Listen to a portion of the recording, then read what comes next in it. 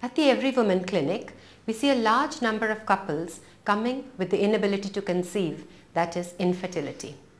If the couple cannot conceive for more than 1 year of trying, they need to get basic investigations done, which include a semen analysis, hormone tests for the lady, sonography, and a laparoscopy to check if her tubes are open or not.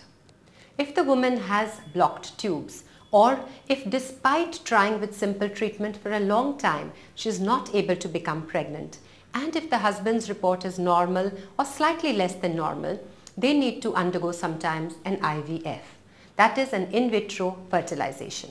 This is usually done in patients with blocked tubes or with normal tubes if intrauterine insemination has failed at least 3 to 5 times after trying.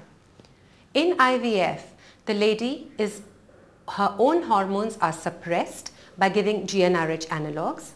Once her hormones are suppressed, she is given injections to produce a good number of eggs. Usually 5 to 8 eggs are produced with the use of hormone injections. Once these eggs are ready as checked on sonography, the patient is given a very short general anesthesia and the eggs are removed with the help of a sonography machine. This is done from within the body, so through the vagina, and so there are no cuts and stitches on the body.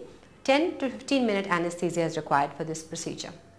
Once the eggs are removed, the husband's semen sample is collected, and within the lab, the eggs and the sperms are allowed to stay together so that they fertilize within about a day. A day after that, you can actually see life coming into the eggs. The embryos start to grow, they divide into 4, 8 parts, etc. And so on day 2 or day 3 after the egg pickup is done, these embryos are put back into the womb of the lady through a very tiny catheter through a procedure called embryo transfer.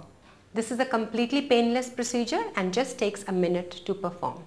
The patient does not need to be hospitalized and goes home in just an hour after the procedure. This IVF technique now has extremely good success rate of up to 40 to 50% in well-selected cases.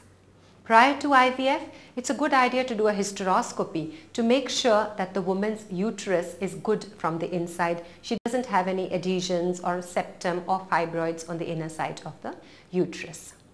The IVF procedure from beginning to end takes about 3 weeks of time, and a patient following the procedure does a blood test in 2 weeks which gives her the result of a pregnancy, whether it's 100% confirmed or not.